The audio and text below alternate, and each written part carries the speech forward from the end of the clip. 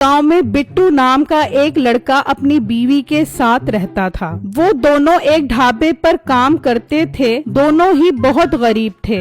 आज भी इनके घर मालिक मकान आता है और उनसे किराया मांगता है, मगर बिट्टू के पास बिल्कुल भी पैसे नहीं होते। देखो बिट्टू, मुझे आज शाम तक मकान का किराया चाहिए, वरना मकान खाली कर देना। पिछले 3 महीनों से किराया नहीं दिया तुमने। लेकिन भाई साहब, मैं आपको किराया कैसे दूं? मेरे पास तो 200 रुपए भी नहीं है। खुदाड़ा, मुझे थोड़ा सा टाइम और दे दो। देखो, वो सब मेरा मसला नहीं है, तुम हर हाल में पैसों का बंदोबस्त करो। फिर वो ये कहकर वहाँ से चला जाता है और बिट्टू सोच में पड़ जाता है कि अब क्या करे। फिर बिट्टू शाम को ढाबे पर जाता है और उस ढाबे के मालिक से कहता है, भाई साहब, आप मेरी तनख्वाह कब दोगे? इतने अरसे से यही बोल रहे हो कि काम अच्छा नहीं चल रहा, लेकिन यहाँ तो हर रोज बहुत सारे ग्राहक आते हैं। आइए बिट्टू, तुम्हें क्या बताऊं, मेरा कारोबार कितना खराब चल रहा है। बहुत मुश्किल से चंद पैसे ही जोड़ पाता हूँ, लेकिन तुम फिक्र न करो, तुम्हारे जल्दी पैसे दे दूंगा।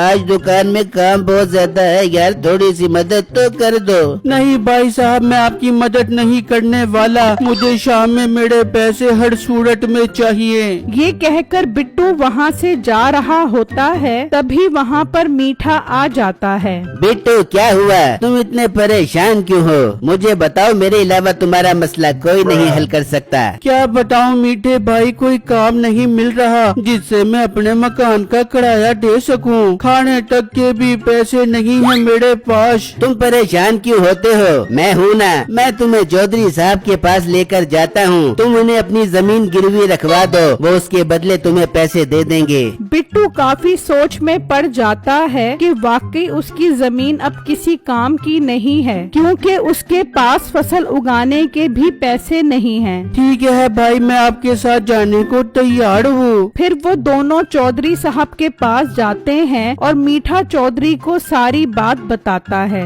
बिट्टू, तुम्हें मैं तुम्हारी जमीन का 1 लाख रुपया दे सकता हूँ। बोलो तुम्हें मंजूर है तो फिर जमीन का सौदा कर लेते हैं। 1 लाख तो बहुत कम है चौधरी साहब। बिट्टू, जो मिल रहा है चुपचाप ले लो, वरना मकान का किराया नहीं दिया तो मालिक तुम्हें घर से निकाल देगा। आगे तुम्हारी मर्जी। ठीक है चौधरी साहब, मुझे ये पैसे दे दो और ये जमीन आपकी हुई। फिर बिट्टू वो पैसे लेकर मकान मालिक के पास जाता है और पिछले किराए के साथ साथ 2 महीनों का एडवांस भी दे देता है। जब बाकी पैसे लेकर घर आता है तो अपनी बीवी से कहता है, बेगम, ये पैसे संभाल कर रखो, ये जमीन के पैसे हैं। इन पैसों से हम आगे कोई काम करने का सोचते हैं। और खाना लेकर आओ, बहुत जोर की भूख लग रही है। बिट्टू, आज खाने में ज्यादा कुछ तो नहीं था, इसीलिए मैंने आलू के पराठे बना लिए हैं। मुझे उम्मीद है आप खाओगे तो आपको बहुत पसंद आएंगे। ठीक है बेगम, फिर जल्दी से आलू के पराठे ले आओ, मुझे बहुत भूख लग रही है। बिट्टू आलू के पराठे खाता है तो हैरान हो जाता है कि इतने मजे के पराठे इसकी बेगम ने कब बनाना सीखे। बिट्टू के दिमाग में एक आइडिया आता है। अरे वाह बेगम, ये तो बहुत मजेदार पराठे हैं, इन्हें खाकर तो मजा आ गया। क्यों ना बेगम, हम बकाया पैसों से एक छोटी दुकान खोलें जिसमें हम आलू के पराठे बेचे। मुझे उम्मीद है हमारा आलू के पराठे का कारोबार चल पड़ेगा। ये तो काफी अच्छा मशवरा है बिट्टू, मैं तो आलू के पराठे भर भर के बनाऊंगी। वैसे भी घर में